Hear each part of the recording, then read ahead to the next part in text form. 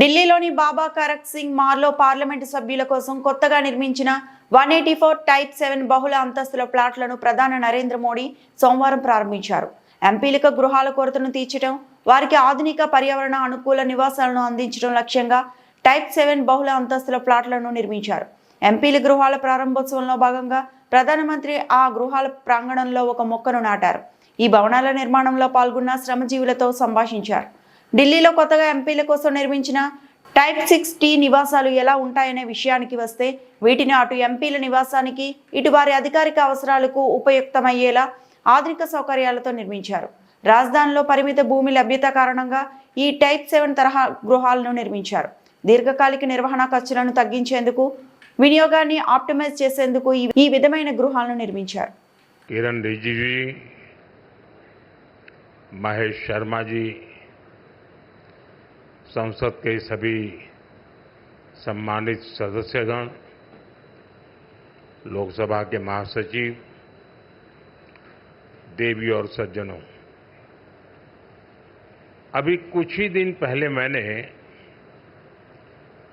कर्तव्य पथ पर कॉमन सेंट्रल सेक्रेटेरिएट यानी कर्तव्य भवन का लोकार्पण किया है और आज मुझे संसद में अपने सहयोगियों के लिए इस रेजिडेंशियल कॉम्प्लेक्स के उद्घाटन का अवसर मिला है।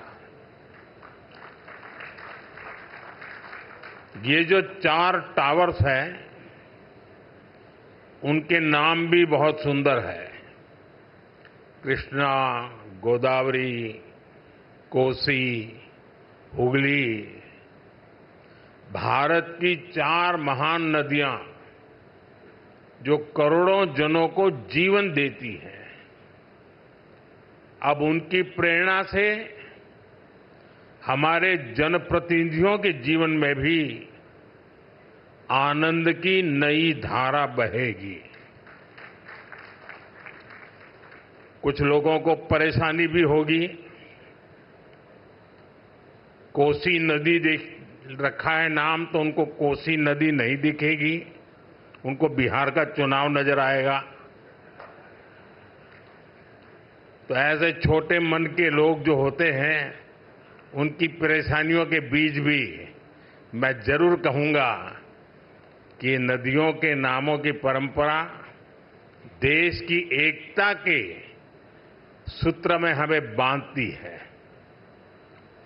दिल्ली में हमारे सांसदों का ईज ऑफ लिविंग बढ़े,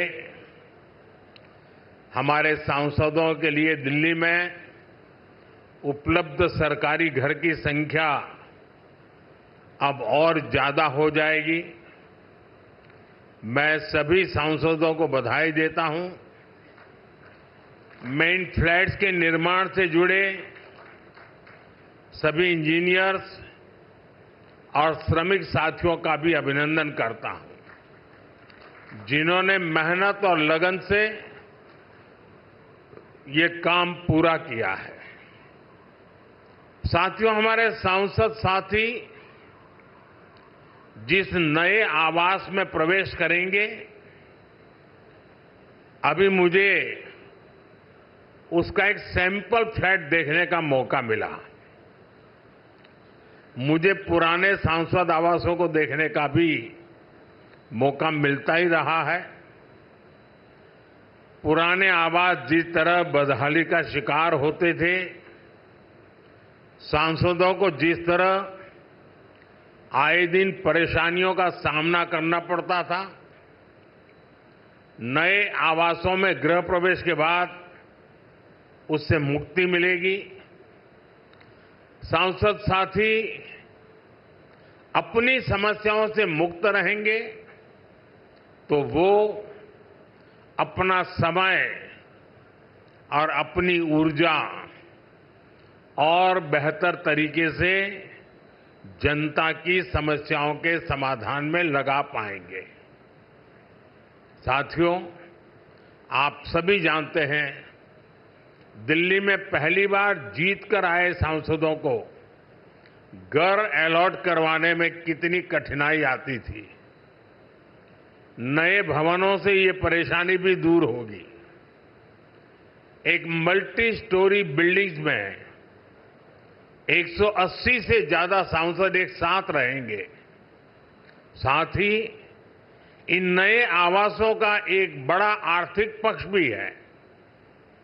अभी कर्तव्य भवन के लोकार्पण पर ही मैंने बताया था, अनेक मंत्रालय जिन किराए की बिल्डिंग में चल रहे थे, उनका किराया ही करीब 1,500 करोड़ रुपए साल भर होता था। ये देश के पैसे की सीधी बर्बादी थी। इसी तरह पर्याप्त सांसद आवास न होने की वजह से भी सरकारी खर्च बढ़ता था। आप कल्पना कर सकते हैं, सांसद आवास की कमी होने के बावजूद 2004 से लेकर 2014 तक लोकसभा सांसदों के लिए एक भी नए आवास का निर्माण नहीं हुआ था।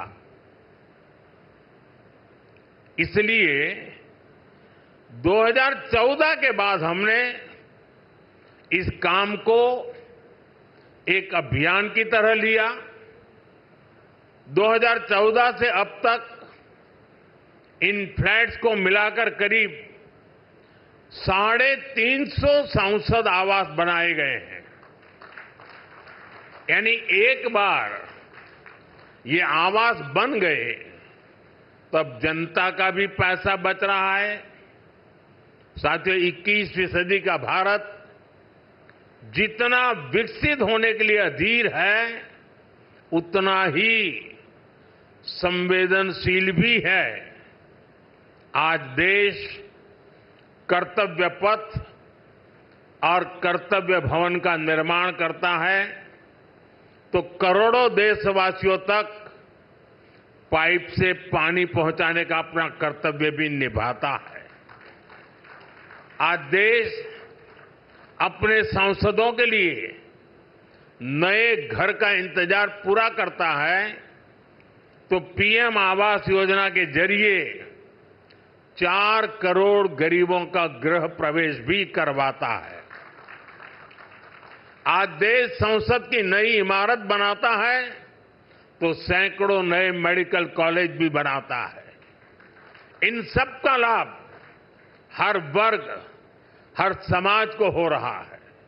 साथियों, मुझे खुशी है कि नए सांसद आवासों में सस्टेनेबल डेवलपमेंट, इसका भी विशेष ध्यान रखा गया है। ये भी देश के प्रो एनवायरमेंट और प्रो फ्यूचर सेफ इनिशिएटिव का ही हिस्सा है। सोलर एनेबल इंफ्रास्ट्रक्चर से लेकर सोलर एनर्जी में देश के नए रिकॉर्ड्स तक देश लगातार सस्टेनेबल डेवलपमेंट के विजन को आगे बढ़ा रहा है। साथियों, आज मेरे आपसे कुछ आग्रह भी है। यहां देश के अलग अलग राज्यों और क्षेत्रों के सांसद एक साथ रहेंगे। आपकी उपस्थिति यहां एक भारत श्रेष्ठ भारत का प्रतीक बनेगी। इसलिए अगर इस परिसर में हर प्रांत के पर्व त्योहारों का समय समय पर सामूहिक आयोजन होगा तो इस परिसर को 4 चांद लग जाएंगे। आप अपने क्षेत्र की जनता को भी बुलाकर इन कार्यक्रमों में उनकी भागीदारी करवा सकते हैं। आप अपने अपने प्रांतों की भाषा के कुछ शब्द भी एक दूसरे को सिखाने का प्रयास कर सकते हैं। सस्टेनेबिलिटी और स्वच्छता, ये भी इस बिल्डिंग की पहचान बने, ये हम सबका कमिटमेंट होना चाहिए। न केवल सांसद आवास बल्कि पूरा परिसर हमेशा साफ स्वच्छ रहे तो कितना ही अच्छा होगा।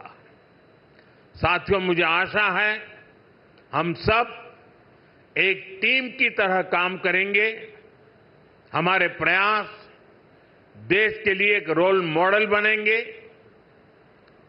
और मैं मंत्रालय से और आपके आवास कमेटी से आग्रह करूंगा, क्या साल में 2 या 3 बार ये सांसदों के जितने परिसर है उनके बीच स्वच्छता की कंपटीशन हो सकती है क्या? और फिर घोषित किया जाए